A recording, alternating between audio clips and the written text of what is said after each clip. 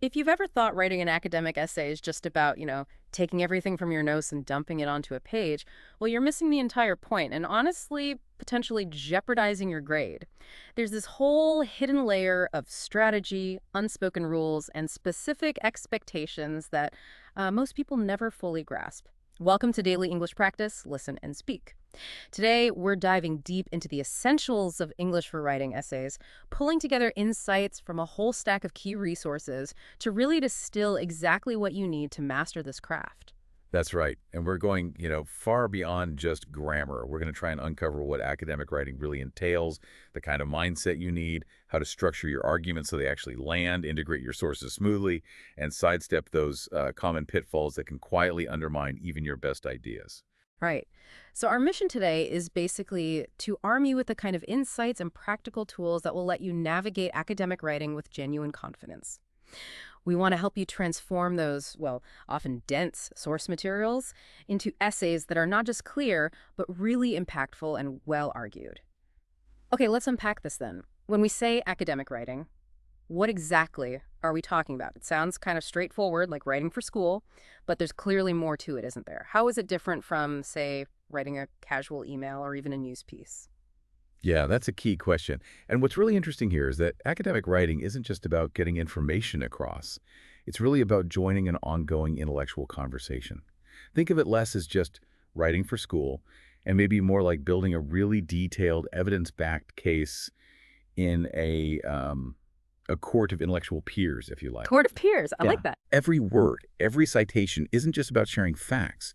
It's about rigorously showing your thought process, your commitment to intellectual integrity, and proving you understand the kind of unspoken rules of this very specific intellectual game. It sticks to the specific standards of a particular subject, whether you're, say, reporting on research in science or analyzing culture in the humanities. So it's not just getting the facts down, but how they're presented within a specific framework and how they connect to a bigger dialogue. Okay, that already sounds way more complex than I first thought. Precisely.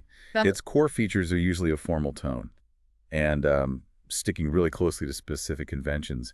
And absolutely central to it all is this idea of intertextuality. Intertextuality, okay. Yeah, imagine academic writing as this huge, ongoing global conversation, one that's been happening for centuries, really. Hmm. Intertextuality is your way of not just jumping into that conversation, but showing you've actually done your homework first. Every time you cite a source, you're basically saying, okay, look, Smith said this, and Jones argued that, and I'm either building on it, agreeing with it, or maybe even politely but firmly disagreeing. It's all about rigorously applying the methods of your discipline and trying to advance knowledge. Okay, okay.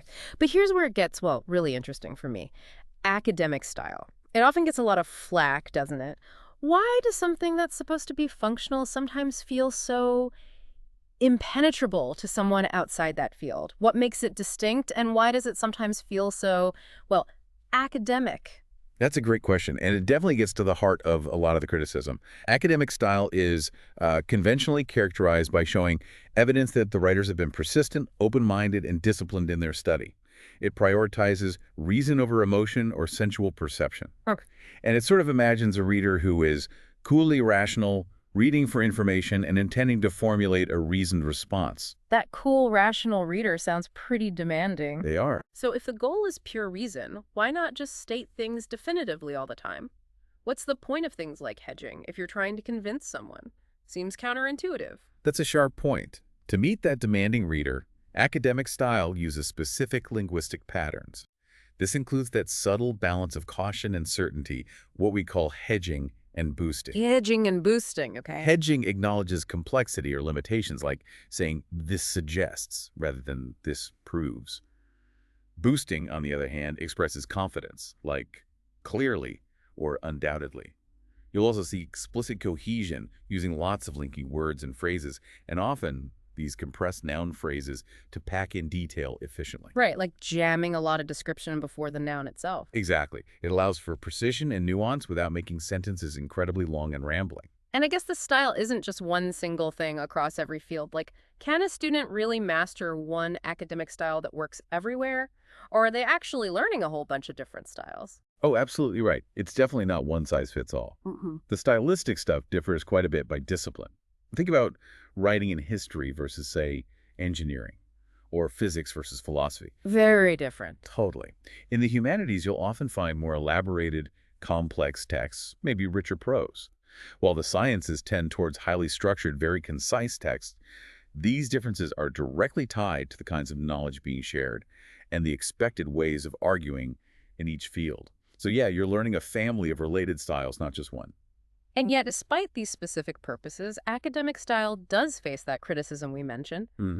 What's the actual downside? Is it just hard to read, or is there more to it? Well, it's a valid point of contention. It often gets criticized for being too full of jargon and hard to understand by the general public. Hmm. And some critiques even suggest that, too much jargon, especially in scientific articles, can actually encourage misinterpretation and maybe even lower public trust in science itself. That's a serious point. It is. It raises this important question about how we balance the precision that scholarship demands with the need for broader accessibility, especially when the research really impacts public life. Okay. So, if you're navigating all these different styles and communities, who are you really writing for when you draft that essay? You mentioned it's not just your professor, it's this thing called a discourse community. Mm. Can you tell us a bit more about that? What is this club you're trying to get into? That's a great way to put it, the club. A discourse community is basically a group of people who share mutual interests, beliefs, and crucially specific ways of communicating about those interests. This community establishes the sort of unspoken rules. Mm. Who gets to speak, what kinds of things can be said, and how you're supposed to say them. Right. And yeah, these rules even kind of prescribe what is true and false, what is reasonable and what foolish within that group's context. It's the shared language, the shared understanding of what counts as valid knowledge in that field. So as a writer, you're not just laying out information, you're actively trying to prove you belong in that specific club, that you speak their language. Exactly. As an academic writer, your main purpose is to influence how this community understands its field. Maybe you're maintaining existing knowledge, maybe you're adding something new, revising an old idea, or even contesting what's currently seen as known or true. Sticking to the conventions ensures your contributions are, well, understandable and seen as legitimate. These discourse community constraints include things like the expected style of language, the specific vocabulary, the kinds of sources that are valued. Like the IMRAD thing you mentioned? Precisely. STEM writing often follows very strict formats like IMRAD introduction, method results, discussion, because things like replicability and absolute clarity are vital for that community. Okay, so what does this all mean for your practical approach when you sit down to write an essay? How do you actually learn to write effectively for one of these specific communities? Right. To write effectively, first you really need to identify the novelty of your position. What's your unique angle? What are you adding? Then make a clear claim, your thesis. Critically, you must acknowledge the prior work in the area and situate your claim within that disciplinary context. You have to show you've listened to the ongoing conversation before jumping in. Show you've done the reading. Exactly. And finally, you need to offer warrants or evidence based on that community's specific ways of arguing and their accepted procedures. It's really about becoming fluent in their way of thinking and communicating. That sounds like it requires a fair bit of background research before you even type the first word of the essay itself. How do you actually get fluent in their language? It absolutely does. It's vital to familiarize yourself with the conventions by reading, analyzing existing literature within that field. See what others in your discipline are writing. Pay close attention to how they structure arguments, what kind of evidence they use, how they cite sources, things like writing across the curriculum programs, or WAC, and collaborations between writing centers and faculty. They're designed specifically to help students learn and follow these disciplinary rules. Makes sense. The ultimate goal really is to make a novel argument by building on and synthesizing the ideas of previous writers, making your own original contribution. You're not just repeating, you're aiming to advance the conversation. All right, let's talk foundations. Every compelling essay needs a strong one, and that's usually the thesis statement. This seems to be a point where many writers feel a bit lost, like it's some kind of mysterious puzzle they need to crack. Yeah, the thesis statement. It's basically the intellectual blueprint for your entire paper. No pressure. It typically shows up near the end of your first paragraph and needs to be specific, covering only what the paper will actually discuss. It's your paper's central argument, the core claim, and it needs solid, specific evidence backing it up throughout the essay. It's the promise you make to your reader. And I gather there are different kinds of papers, which means different kinds of thesis statements too, right? They aren't one size fits all either. Exactly. They adapt to the purpose of the paper. For an analytical paper, where you're breaking down an issue or idea, evaluating it, presenting that breakdown, a thesis might sound like. An analysis of the college admission process reveals one key challenge facing counselors: accepting students with high test scores versus students with strong extracurricular backgrounds. Okay, so it flags the core tension to be explored. What about an expository paper, the explanatory kind? Right, an expository paper just aims to explain something to the audience. Its thesis could be simpler, like, the life of the typical college student is characterized by time spent studying, attending class, and socializing with peers. Hmm. The paper would then just elaborate on those three aspects. Got it. And the argumentative one. An argumentative paper makes a definite claim about a topic and justifies it with evidence. It wants to convince the audience that the claim is true. So an example might be, high school graduates should be required to take a year off for community service projects before entering college, in order to increase their maturity and global awareness. The whole paper would then present arguments and evidence to support that specific requirement. That's a great breakdown. And a quick tip for everyone listening. Remember, your thesis statement is often a working document. Your topic, your angle, might shift or evolve as you write and research more. So, be prepared to revise your thesis so it accurately reflects your paper's final content. It's not set in stone on day one. Think of it more like a compass that might need a little recalibrating along the way. Okay, so you've done your research, you've found your sources. Now, how do you bring in all that amazing research and join that conversation we talked about without just, copying and pasting blocks of text? It's all about integrating sources effectively and ethically. This is absolutely critical, and it's where understanding the differences between quoting, paraphrasing, and summarizing really comes into play. They are distinct tools for different jobs. Quotations, first off, must be identical to the original text, word for word, usually a narrow segment, and they must be attributed properly. Okay? Use sparingly. Generally, yes. Use them for impact, or when the original wording is just perfect or essential to your analysis. Okay, so quoting is direct, exact. What about paraphrasing and summarizing? How are they different? Good question. Paraphrasing involves putting a passage from a source into your own words. It still needs attribution, of course. Hmm. It's usually about the same length or maybe a bit shorter than the original, and it condenses a slightly broader segment than a quote. It shows you understand the idea well enough to re-explain it. Right. And summarizing. Summarizing is putting only the main idea or ideas into your own words, again, always attributed, but it's significantly shorter than the original. It gives a broad overview of a larger text or section. So why bother with all these different methods? Why not just quote everything or paraphrase everything? Well, they serve diverse and strategic purposes. It's not just about avoiding plagiarism. You might use them to provide strong support for your own claims or add credibility by showing you've engaged with the experts. You might need to refer to prior work that led to your research, or maybe give examples of different viewpoints on a topic. Makes sense. You could also use a quote to highlight a really striking phrase, or even sometimes to distance yourself slightly from the original words, signaling, these aren't my exact thoughts, but here's what X said. It's really about choosing the right tool for this specific job to make your argument stronger and more sophisticated. This connects back to that idea you mentioned. It's like entering a conversation that's already going strong. What does that really mean for your writing approach day to day? Yeah, that metaphor, which Kenneth Burke famously described, is incredibly useful for understanding intertextuality in academic writing. Burke paints this picture. Imagine you enter a parlor. You come late. Others are already deep in a heated, complex discussion. You don't just burst in shouting. Right, you listen first. Exactly. You listen for a while until you feel you've caught the tenor of the argument, figured out the key players and points, and then you put in your oar, contributing something relevant and meaningful.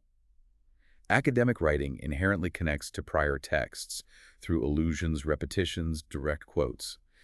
And the explicit conventions, like citation, bibliography, MLA, APA, Chicago, whatever style you're using, they are the key mechanisms for acknowledging this intertextuality and participating properly in that conversation. So citations aren't just hoops to jump through. Not at all. They're fundamental to the process, especially in science writing. Connecting to past research is absolutely vital, not just for relevance, but to show how ideas evolve within that scientific community, how we're all sort of building on the shoulders of giants. Okay, great. So you've built your argument, you've integrated your sources skillfully, you've made your case. Now, how do you wrap it all up effectively? That grand finale, the conclusion, It's crucial, right? It's your last chance to leave a strong impression. Absolutely. The conclusion is the final section, and its main purpose is to reaffirm your answer to the essay question and briefly summarize your key arguments. And the most important rule here, the one people often forget, is that it does not include any new points or new information. No new stuff. Got it. You're essentially tying a neat bow on everything you've already presented, bringing it to a satisfying close for the reader. So, how do you break down the essential parts of a strong conclusion? What are the absolute must-haves? Generally, there are three key parts. First, you repeat your thesis statement. Now, you won't use the exact same words as in your intro, that would be clunky, but you will restate your overall answer to the question, reinforcing your central claim one last time. Okay, restate the main point. What's second? Second, you set out your general conclusions. Briefly explain why your findings or arguments are important. This is where you remind the reader of the significance, the implications of what you've argued. Maybe broaden the scope just a tiny bit, but again, no new facts or arguments. Right. And the third part? Finally, you consciously draw together the original question, the evidence you presented in the essay body, and your overall conclusion. This part needs to be really clear and concise. It explicitly shows the reader that you have understood the prompt and answered it comprehensively using the evidence you provided. It's that final sense of closure, showing you've come full circle and fulfilled the promise of your thesis. Okay. So we've covered the big strategic pieces, understanding your audience, building your core argument, weaving in other voices effectively. But, you could build a magnificent house, structurally sound, great design, but if the paint's peeling and the windows are cracked, it loses impact. All that brilliant insight can kind of crumble if the actual prose isn't rock solid. What are the common cracks, the little grammatical things that even smart writers often miss, and how do we spot them? That's a perfect analogy. This is where meticulous proofreading really comes in. And it's so much more than just running spell check. It needs to be a holistic review checking content, structure, style, mechanics, format, and referencing. When it comes to the nitty-gritty of mechanics, yeah, even small errors can really distract your reader and, frankly, undermine your credibility. It can signal a lack of care, even if the ideas are great. So we're not just looking for typos here. What are some of the sneakier errors that often trip writers up? The ones people might not even realize are errors. Well, one major category is agreement errors, making sure your verb, shakes hands properly with its subject and number. Is it is or are? And making sure your pronouns aren't just wandering off, leaving your reader wondering who or what it or they refers to. Like each student needs their book. Exactly. Should be his or her book, or better yet, rewrite it. All students need their books, or each student needs a book. Also, pronoun agreement with each other, like using one consistently if you start with it. Okay. I remember spending way too long in college convinced semicolons were just fancy commas. What's the real danger of something like a comma splice, beyond just getting a red mark from the prof? Chuckles. Smart. Yeah, the comma splice joining two complete sentences with only a comma. The danger is clarity. It creates confusion about how those two ideas relate. It basically tells the reader, these two thoughts are connected somehow, but I haven't quite figured out or shown you how. Right. You want to show that connection clearly.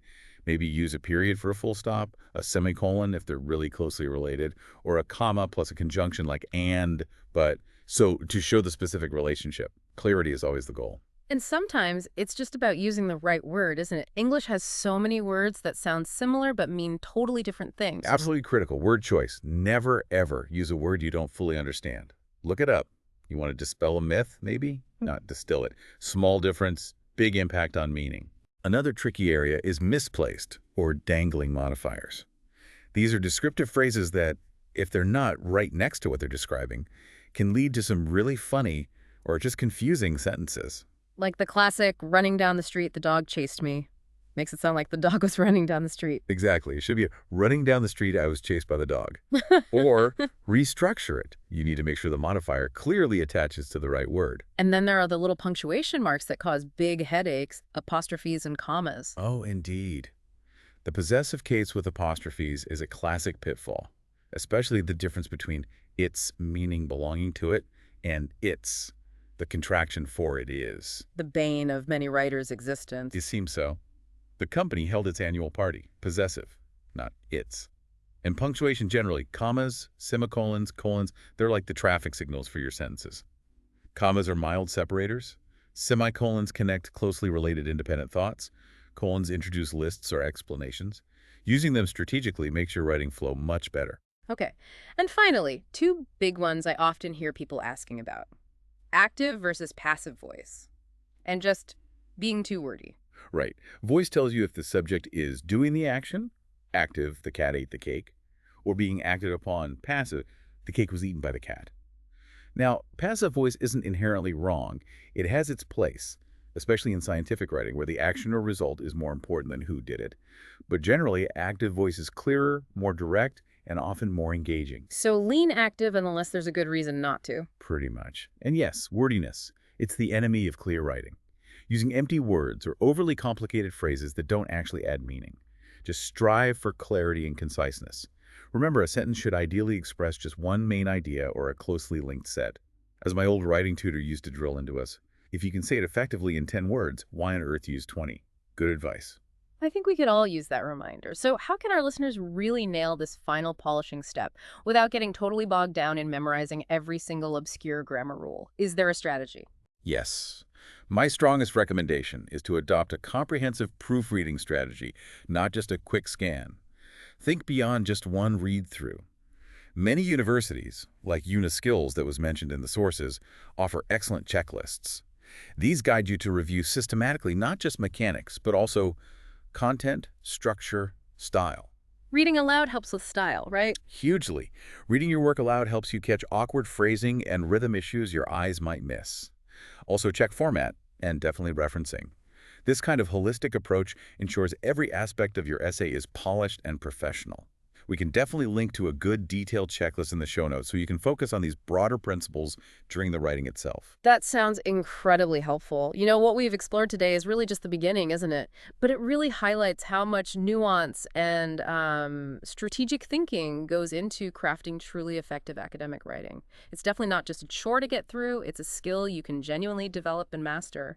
Absolutely. So just to quickly summarize our deep dive today, it really boils down to understanding your audience, that discourse community concept, building a strong paper around a clear, focused, and maybe evolving thesis statement, integrating your sources thoughtfully and ethically to join that wider scholarly conversation, Right. crafting a powerful conclusion that neatly ties everything together without adding new info, and then finally, meticulously proofreading for clarity, correctness, and polish in all aspects of your writing, from the big picture down to the commas. Yeah, this whole deep dive has really shown that academic writing is so much more than just a task you have to do for a grade.